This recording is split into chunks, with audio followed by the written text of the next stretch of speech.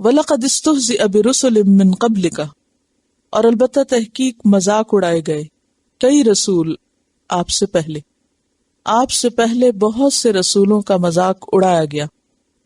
استہزاء کس کو کہتے ہیں؟ کسی چیز کو خلاف عقل دیکھ کر اس کا مذاق اڑانا۔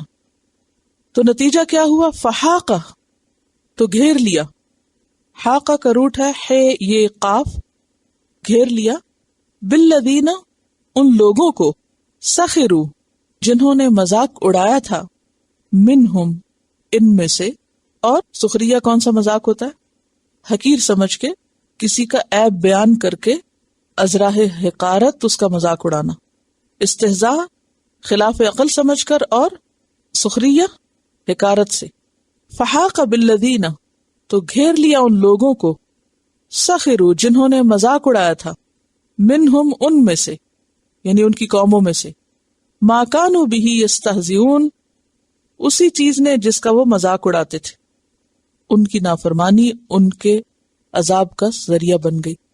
پیچھے جیسے آیت 5 میں گزرا نا، فسوف یأتیہم انباء ما کانوا بہ یستہزئون، تو ان قریب ان کے پاس وہ خبریں یعنی سزائیں آ پہنچیں گی جن کا یہ مذاق اڑاتے رہے۔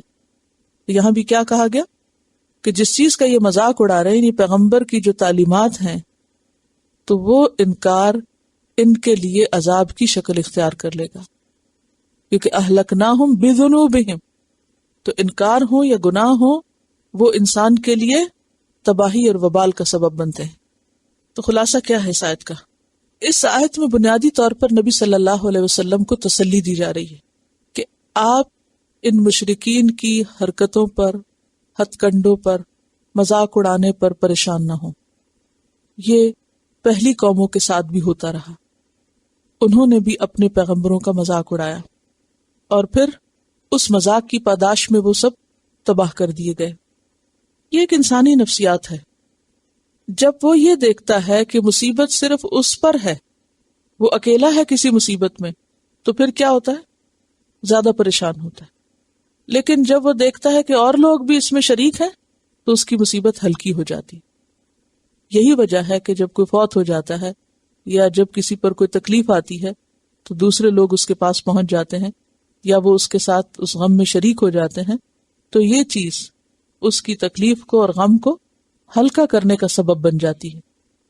تو نبی صلی اللہ علیہ وسلم ان باتوں پر غمگین تو ہوتے تھے کہ یہ مانتے کیوں نہیں، کڑتے تھے، پریشان ہوتے تھے۔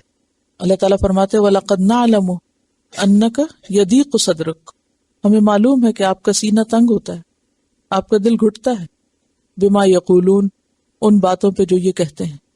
لیکن ایسے موقع پر آپ صلی اللہ علیہ وسلم کو پچھلے انبیاء کی مثال سے تسلی دی گئی، اور پچھلی قوموں کے واقعات بیان کرنے کا ایک مقصد یا غرض یہ بھی تھی کہ آپ کے دل کو مضبوط کیا جائے، آپ کو دوسروں کی مثال سے فائدہ پہنچایا جائے۔ اور دوسری بات یہاں سے یہ پتہ چلتی ہے کہ رسالت کا مذاق اڑانا یا کسی رسول کا مذاق اڑانا بہت بڑا جرم ہے، یعنی پیغمبر کا مذاق یا پیغمبر کے پیغام کا مذاق کفر ہے۔ آج آپ دیکھیں کہ مسلمانوں کے اندر ایسے لوگ موجود ہیں جو ویسے تو رسول کا احترام کرتے ہیں لیکن بہت سی سنتوں کا مذاق اڑاتے ہیں۔